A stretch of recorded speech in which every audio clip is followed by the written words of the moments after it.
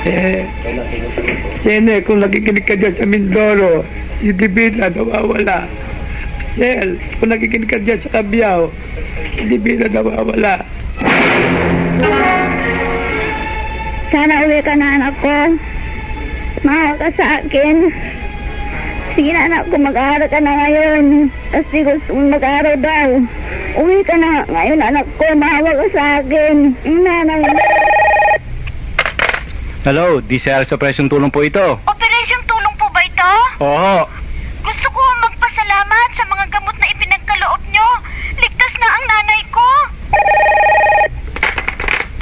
Hello, DCRH Operation Tulong po ito. Hello, DCRS. Gusto kong makatulong. Kung maaari, ipakuha nyo dito sa bahay. DCRH Operation Tulong. Naglilingkod sa mga kapuspalad nating mga kababayan sa pamamagitan ng libu-libong naghahandog ng tulong. Sa ngalan ng masisipag na kasapi ng DCRH Operation Tulong. At ngayon, ang palatuntunan ng bayan, DZRH Operation Tulong, Aksyon Agad!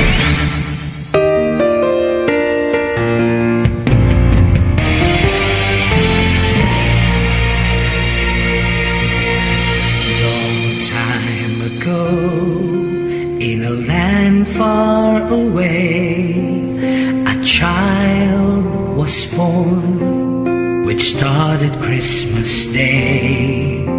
The world came to know it and embrace the joy it brings, but we didn't understand why the child God became man. Mercy have come to save the human race, compassion in each of us, a seed of worldwide grace. On this promised land, the Holy Child we praise. Mercy. Magandang gabi po. Kamusta po kayong lahat? Ngayong nga pong gabi ng Martes. Ayan. Martes, February 5, 2019. At ako nga po si Dodi Lacuna, also on behalf of Mr. Ray Sibayan. Welcome nga po dito sa patuloy niyong inaantabayanan at patuloy na umaabot sa inyo. Ano po yung may mga nangangailangan sa buhay. Ayan. Ang Operation Tulong na walang sawa po naglilingkod po sa inyo, sa aming kapwa mamamayang Pilipino, sa anumang bahagi po ng ating mahal na bayang Pilipinas. Kasama na rin ang ibang bahagi ng daigdig. Ang pahihintulot po ng Panginoon. Oras mo natin ay 30 minutes after 9 o'clock in the evening. At ipagdasal nga po natin ang katahimikan nga po ng pagdaraos ng pangalawang plebisito po sa Mindanao. Ano po?